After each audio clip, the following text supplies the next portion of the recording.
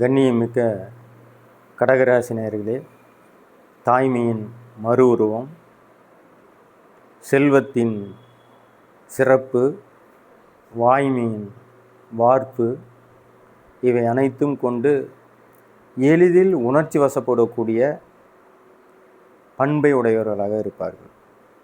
ஏழ்மையை கண்டு இறங்குவதும், தாழ்மையை கண்டு இறங்குவதும், பொறுமையின் மறு உருவமாக அந்த எந்த ஒரு சோகமான ஒரு நிகழ்வாக இருந்தாலும் எளிதில் உணர்ச்சி வசப்பட்டு அழுந்துருவாங்க.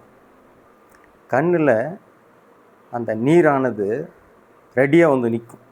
ஒரு ஏழ்மையான ஒரு மோசமான சூழ்நிலையை காணுகின்ற பொழுது எளிதில் இது நிகழ்ந்துவிடும். இவங்க எதிலும் திருப்தி அடைய மாட்டார்கள்.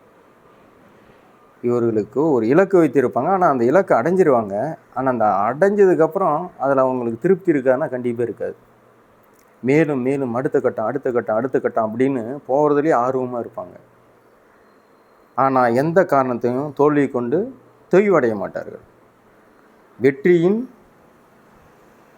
இலக்கை அடைவதற்கு வேங்கையின் பாய்ச்சலாகவே இருப்பார்கள்.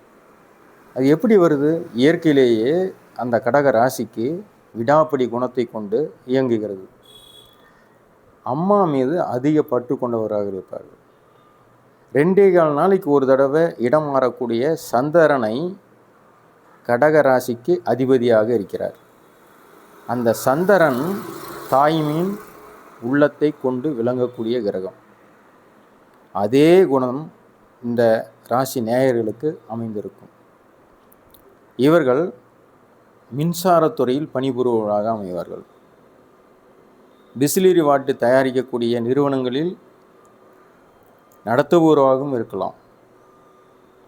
இந்த தொழில் இவருக்கு உன்னதமான உயர்வான நிலையை கொடுக்கும். எந்த ஒரு சூழ்நிலையும் நடந்தவற்றை நினைத்து வருந்தாமல் ப்ரெசன்ஸ் ஆஃப் மைண்டை யூஸ் பண்ணி அந்த நேரத்தில் வருந்துகிற மாதிரி இருக்கும். ஆனால் அடுத்த கட்டத்துக்கு தாண்டி போயிட்டே இருப்பாங்க. கடமையில் கண்ணியமிக்கவராக, கண்டிப்பாக இலக்கை எளிதில் சீர்தூக்கி அடையக்கூடிய எண்ணம் கொண்டவராக இருப்பார்கள். இந்த கடகராசி அன்பர்கள் மேலும் அவர்களை பற்றிய பொது பலனாக இருந்தாலும் சரி, தனிப்பட்ட பலனாக இருந்தாலும் சரி தெரிந்து கொள்ள கீழே உள்ள இணைவில் தொடர்பு கொண்டோ அல்லது என்னுடைய தொலைபேசி எண்ணில் தொடர்பு கொண்டோ தெரிந்து கொள்ளலாம்.